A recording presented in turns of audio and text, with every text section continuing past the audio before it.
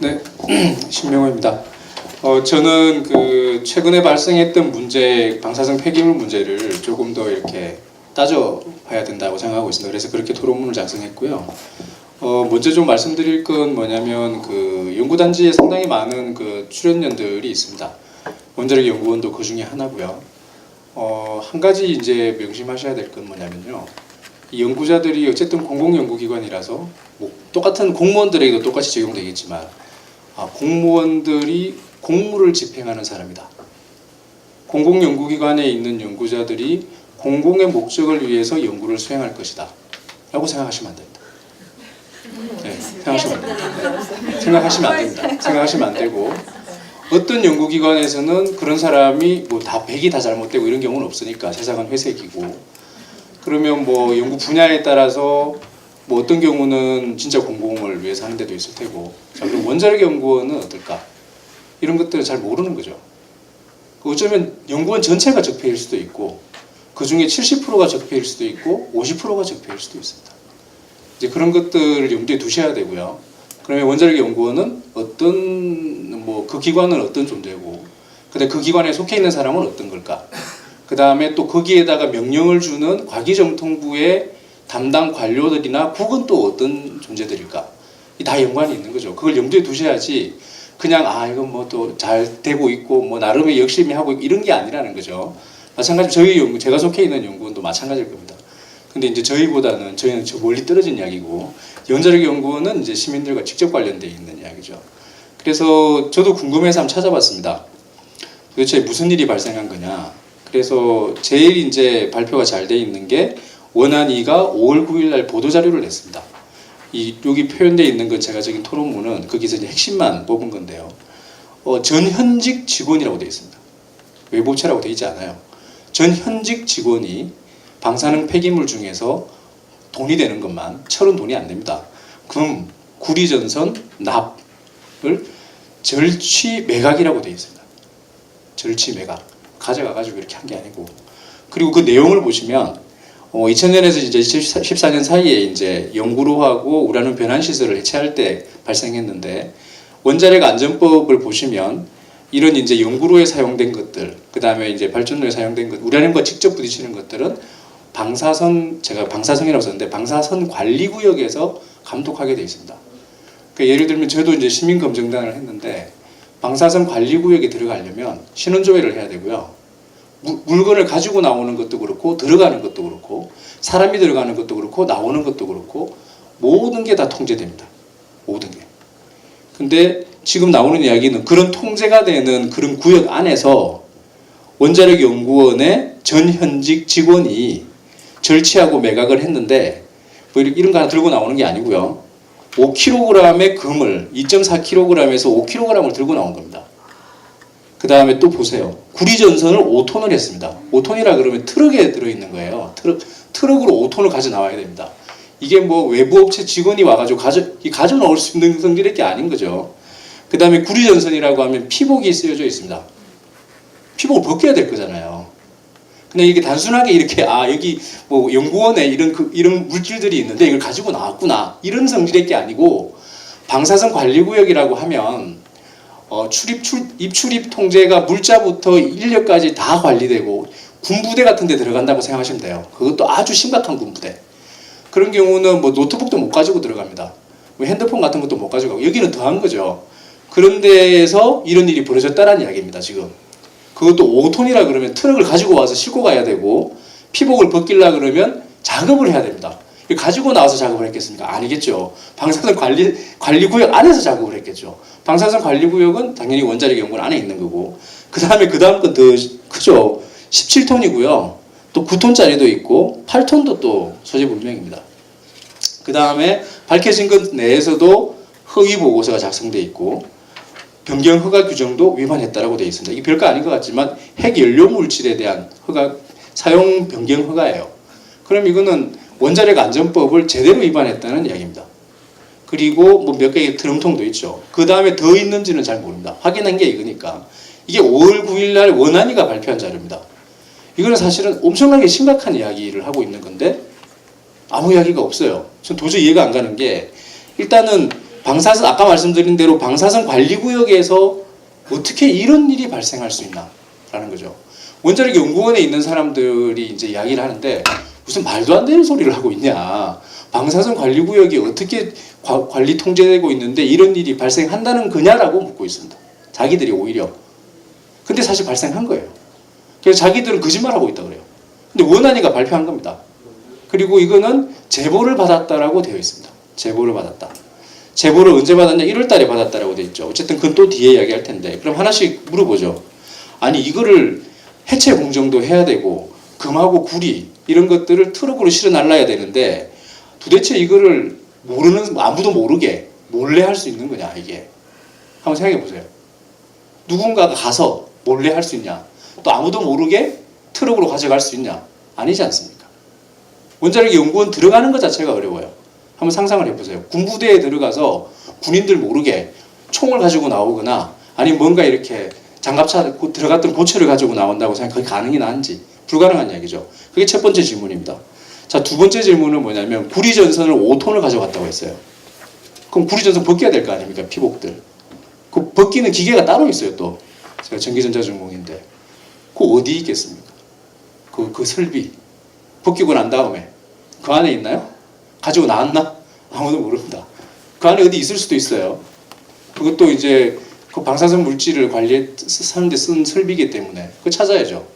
어디 있는지 모르지만 그것도 벗기는 작업은 또 누가 했어요? 분명히 입출입 통제가 되기 때문에 아는 사람, 거기에 등록이 된 사람이 했습니다. 자, 그 다음에 이거를 끄집어내려 그러면 방사선 약률이라고 하는 걸 측정을 해야 됩니다. 뭐 액티비티라고 이야기하죠. 그리고 그게 규정치 미만이어야 됩니다.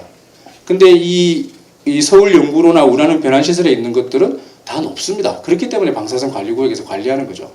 그럼 무슨 말입니까? 조작했다는 이야기잖아요.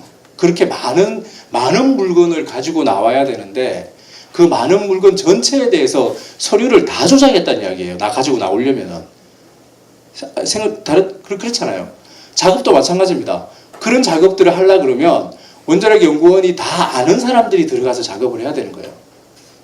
자, 그런데 그거 말고 그러니까 결국은 결론이 어떻게 되냐면 원안위가 발표한 자료만 먹고 본다 그러면 원자력 연구원 내부에서 조직적으로 서류 조작을 했다. 첫 번째.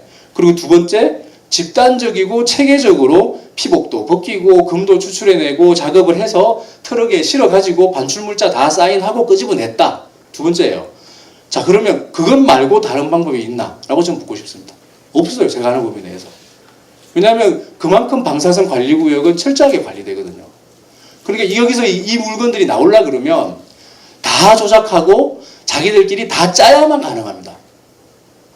다른 방법이 있으면 원자력 연구원한테 한번 물어보세요. 다른 방법이 있는지. 이 정도의 규모의 금이나 구리, 납이 외부로 반출될 수 있는 다른 방법이 있는지 한번 원자력 연구원에 물어보세요. 이것 말고는 아마 방법이 없다고 할 겁니다. 제가 말씀드리고 싶은 그거예요. 이 정도면은 상당히 심각한 범법 행위를 한 거죠. 자, 그 다음에 또, 3번, 아까 같은 1, 2, 3번 이야기를 들으셨죠. 말씀을 드리면. 자, 그러면 금, 구리, 납. 이게 절취 매각을 했습니다. 원안위가 얘기한 대로. 그러면 절취 매각을 했으니 돈이 생겼겠죠. 그리고 그 돈을 챙긴 사람들은 원자력 연구원의 전현직 직원이라고 이야기하고 있는 겁니다. 원안위가. 돈 어디 갔어요, 돈? 그 돈 어디 갔냐고. 돈 양은 얼마고 돈은 누가 먹었냐? 원자력 전현직 직원이 먹었대요. 그 먹은 사람들이 있는 거잖아요. 전직 직원이 있고 현직 직원이 또 있습니다. 지금 현직 직원이면 이때가 지금 옛날이니까 뭐 하여튼 어느 자리에 있는지 모르겠어요.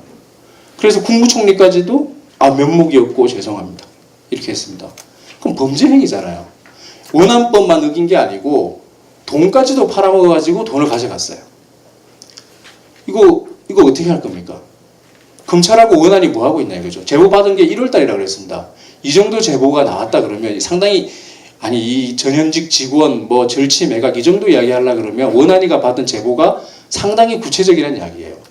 근데 뭐 했어요? 5월 9일날 이거 발표할 때까지 1월 달에 제보 받았다는데 그 사이에 그러면 증거인멸하고 다 도망가 버릴 수 있도록 만들어준 겁니까? 원안위가 뭐 했는지도 문제가 됩니다. 검찰은 지금 조사하고 있는지 모르겠어요. 원안위가 했는지 안 했는지 모르니까. 이거 어떻게 할 거예요? 대전 시민들에게 검찰이 하고 있는 일 밝혔습니까? 원한이가 뭘 조사했는지 밝혔습니까? 아무것도 안 했잖아요. 이거 범죄 행위인 거예요. 범죄 행위에 대해서 어느 누구도 이야기를 안 하고 있는 겁니다. 웃기는 상황이죠. 그 다음에 여기 또 웃기는 게 있습니다. 이거를 그러면 원자력 연구원이 방사선 관리구역에서 방사선 폐기물 관리 감독하는데 너가 잘하니까 너가 알아서 해라 이렇게 하겠습니까? 아닙니다. 원안위가 통제합니다. 근데 원안위가 통제하는데 누구를 시키냐? 킨스를 시킵니다. 킨스는 그거 뭐 했냐? 이거 팔아먹을 때. 서류 조작하고 예를 들어서 원자력 연구원의 전체는 아니겠지만 거기에 있는 사람들이 이렇게 해가지고 뭐 가져와가지고 팔아먹고 하고 있을 때 킨스는 뭐 하고 있었냐? 너는 안에 들어있는 물질이 없어졌는지 있는지 팔아먹었는지 안 팔아먹었는지도 관리하고 있지 않았냐?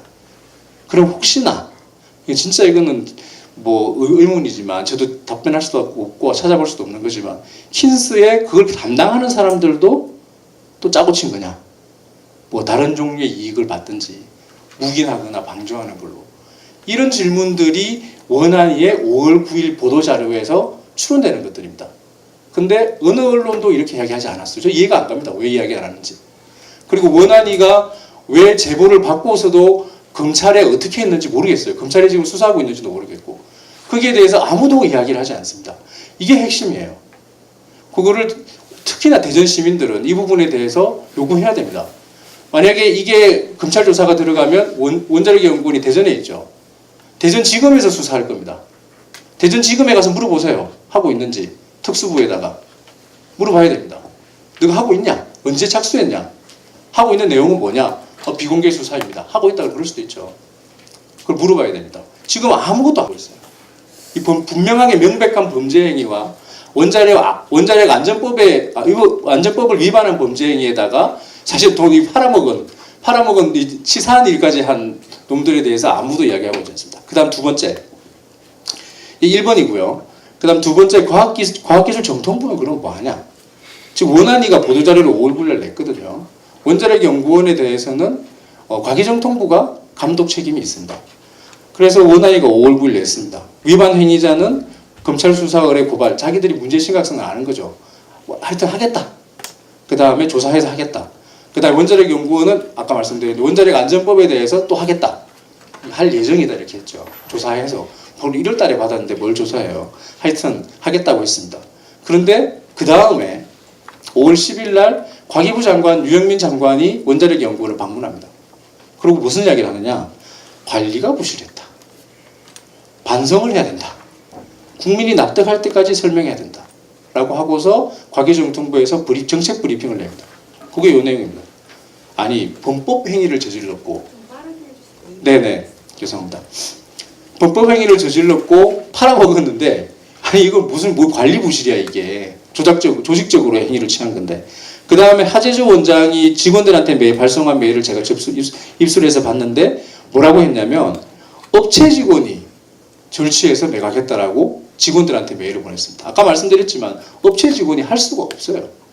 그럼 이 사람은 지금 과기정통부하고 원자력 연구원은 도대체 무슨 일이 일어나고 있는지를 모르는 건지 회피하고 있는 건지 알 수가 없지 않습니까?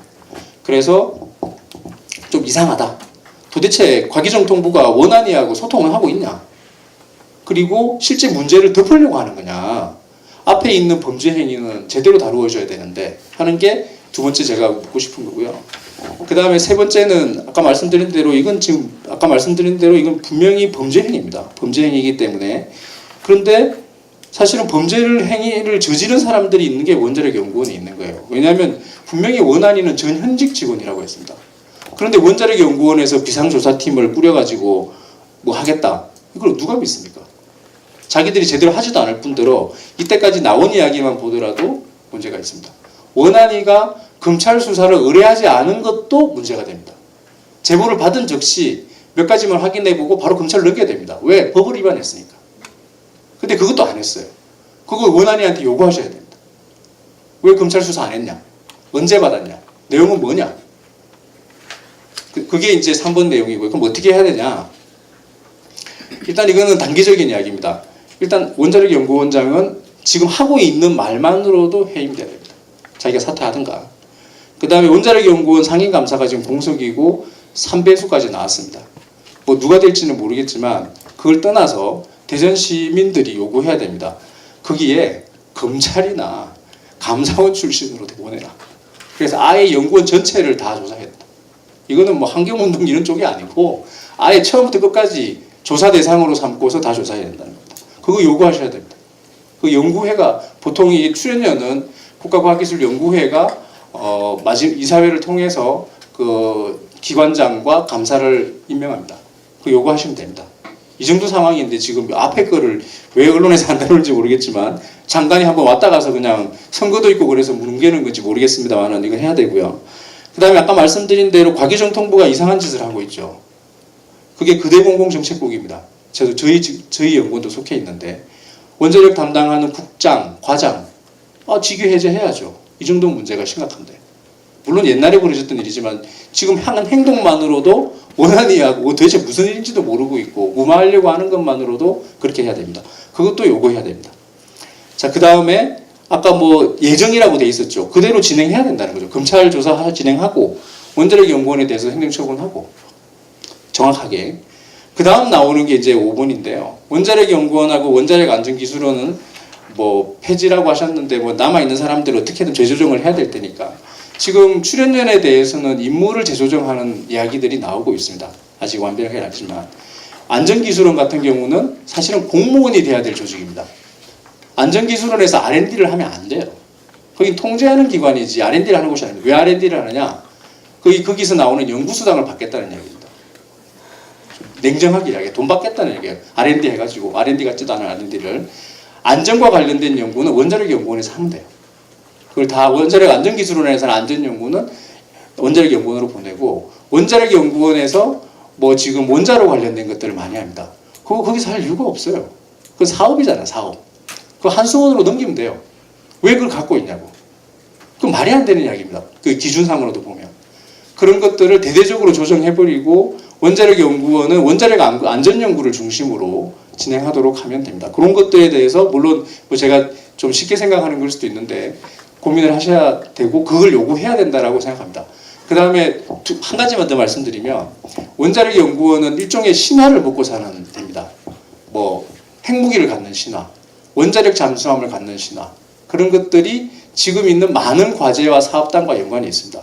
당연히 지금 비핵화 관련돼 있죠. 비핵화가 될 거고 평화협정이 맺어지거나 하면 그런 신화는 사라집니다. 그 다음에 또 한 가지 원자력연구원 아까 원자로 관련된 연구를 한수원으로 넘겨야 된다 그랬죠. 한수원은 돈이 안 되면 안 합니다. 원자력연구원은 돈이 안 돼도 합니다. 그래서 이상한 원자로들을 하는 거예요. 뭐 그런 부분에서 가버리는 한수원에서는 수출이 안 되는데 왜 하겠어요? 다 접죠. 그런 것들을 좀 더 명확하게 해서 안 되는 건 안 되는 걸로 확실하게 정해져 버려야만 원자력연구원이 엉뚱한 생각을 하지 않을 것이다. 그거는 제가 볼 때 절대로 내부적으로도 못할 거고 과기정통부가 못한다. 시민들이 하셔야 돼요.